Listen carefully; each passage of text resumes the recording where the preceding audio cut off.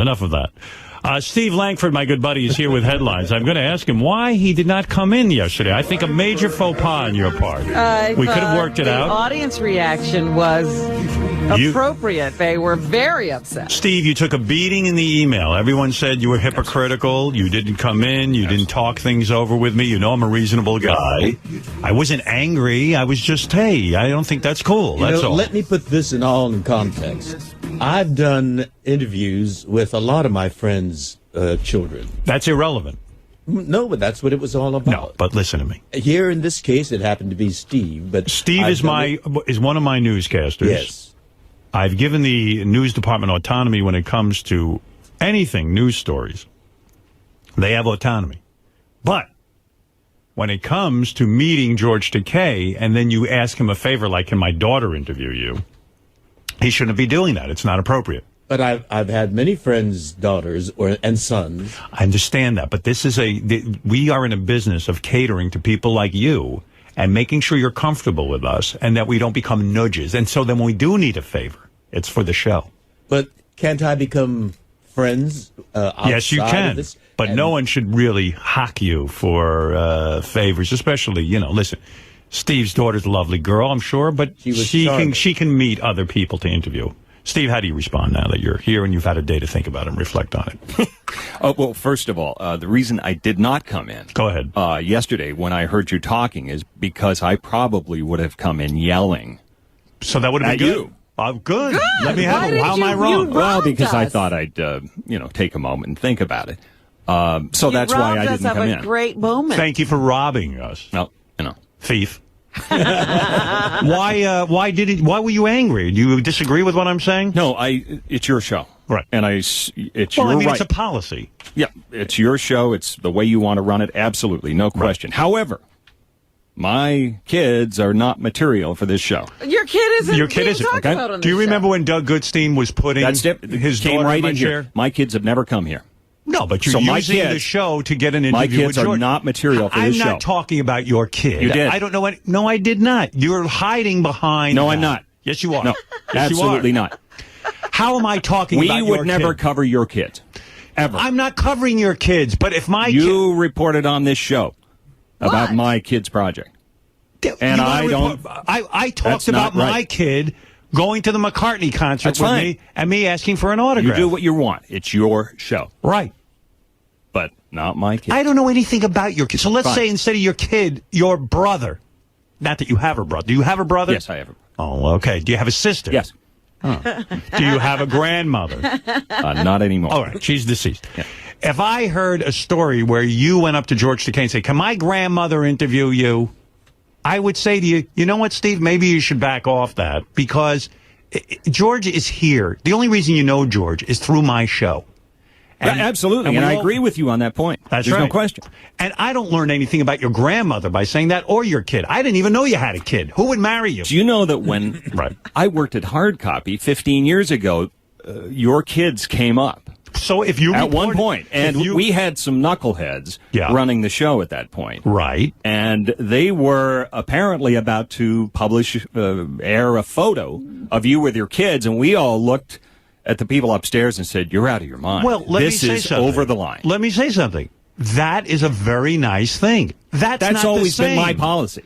But Steve, so let's say, what do I learn about your daughter? Nothing. I'm learning about you. You know this was a criticism of you and not your daughter. You're the one who bleeds over. It certainly spoils. That's my ridiculous. Kid's project. It spoils your kid's project? But Steve, why did you, but wait a second, why did you use your daughter and involve her with the show by hooking her up with George? Why didn't you leave it up to your daughter? You were going to bring this up on the air. But you took your daughter and you took advantage of the show and involved your daughter with someone from our show. No, I believe that George Takei is a very important figure. Yes, and how do you know him? And this is what the project was about. Would your daughter ever meet George Takei outside of you meeting him through my show? Because that's not really the complete point. The point is that George Takei is a very important figure, I believe, in terms of civil rights in this country. Look, and I thought it was a very important educational moment. My kids went through school. There were many times I could have stepped in and been a hero and said, look, Paul McCartney? I know. That's right. Many times I could have stepped in and been a hero. And I didn't. In other words, I wouldn't call. I know Chris Rock. Chris Rock's a great comedian. I have his home phone number. I could call Chris Rock conceivably and say, look, my daughter has a school project. I want to be a hero. Would you sit there and do an interview? Now, I know that Chris would do it for me, but it's a tremendous imposition. And I know that George would do anything for me, too. I won't ask that because I do know he'll do anything for me. It's your show, and you're right on that. Okay, that's all. So why'd you hide? Why don't you come in and confront me? Because at the moment, I was going to come in and... What? What were you going to do? I was going to come in and yell. Good. And I would have told you you're insane. Good for you. Not for me. That's insane. Dude. But why is the project ruined? It's not. The project was ruined when Steve got involved. He should not get involved in kids' projects. Parents have to stay out of it. Oh, come on. Sometimes you can help out. No, that's going beyond. Baloney. No, it's not. Your daughter could. Your daughter knows many people in the community who are excellent educators. Like I know people who survived the Holocaust. So do I. Would be excellent. Right. So your daughter would say... And you don't think George Takei is important enough? Yes, I do. but he's a guest on this show. Important enough. He's not a guest. He's part of the show. Okay, fine. Even if he's part of the show. He's somebody I do business with. I don't want to know by the staff. That's Absolutely. all. That was my point. You agree with me. On that point. Of course. Of course you do. That's why you didn't come in. No. Nothing to do with your daughter. No. I don't know your daughter. I don't know your daughter. Right, and that's not material for the show. But all we're saying is that you made a request. It was about your request. It was not about your daughter. That's right. It's about your actions, not your daughter's. And by the way, Jesse Ventura is a guy coming in today, for example. Right. Now, if I allow this stuff to go on, who's to say Gary comes, excuse me, Governor Ventura, my son Lucas is having a job today at school where he has to interview a famous person. So would you mind getting on the phone to my son Lucas? Now, Ventura is going to go, you know what, I got a great thing going with Howard. I get on the show all the time. I can promote my books. I better do it. I'll do it. This is the guy producer. Yeah. He doesn't know Gary's a nutnik. He thinks he's actually a producer. So... And you would be the first to report on it. Guess what? Gary's son is doing a... Yes, you would. Of course you would. Listen to me. Would you think that was wrong of Gary to do if he started hitting up... It would only be wrong if it violates your policy. Well, of course it violates my policy. So if it violates your policy, it then becomes a news story. Right. So why didn't you do a story on yourself? No, Shuley did that. You're not going to do a story on yourself. Come on. By the way, speaking of Shuley, I watched Shuley's new DVD. It's called...